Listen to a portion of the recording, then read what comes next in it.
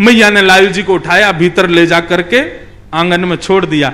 बाहर आई, फिर से चौका लगाया, दूसरी सामग्री दी। गर्गाचार्य जी ने फिर से खीर बनाई।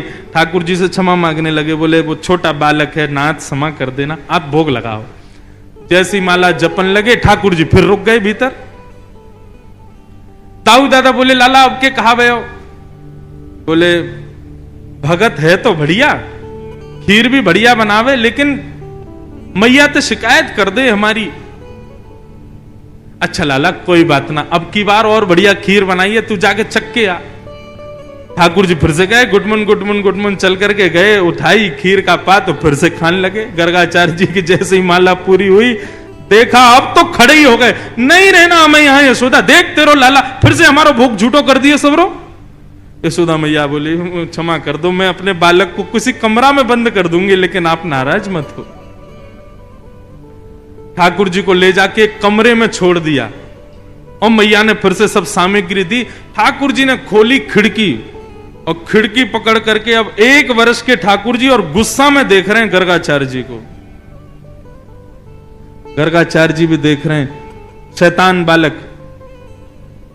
ठाकुर जी भी मन मन सोच रहे हैं, दारी के अभी तो तेने शैतानी देखी ना है हमारी, अब के बना तो को बताऊंगा मैं। गर्गाचार्य जी ने भोग बनाया, तीसरी बार भोग रखा। ठाकुर जी क्षमा कर दियो, छोटो बालक है, अब की बार भोग लगाओ।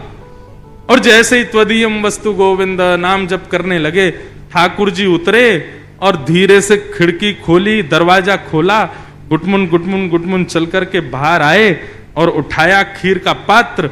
और जैसे ही पाने लगे, गर्गाचार्य जी को संदेह हो गया था कि कहीं बालक फिर से तो नहीं आ गया।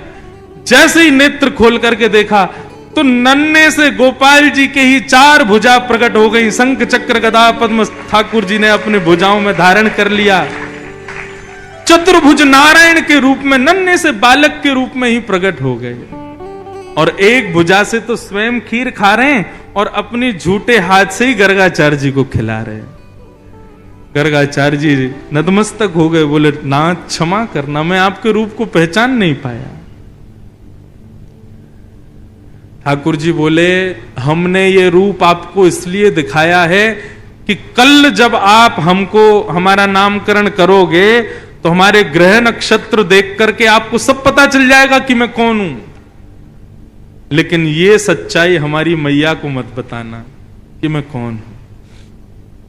आपको छुपाना है कि मैं परमात्मा। मैया अभी मुझसे प्रेम करती है, मुझे दुलार करती है, मुझे बहुत स्नेह देती है। यदि वाकू पतो चल गई कि मैं भगवान हूं तो कहीं मंदिर में दियावेगी मुझको पुजारी जी, या की पूजा करे करो, भगवान है ये, मुझको मंदिर में ना जानो, मैं तो मैया के पास ही रहूंगा।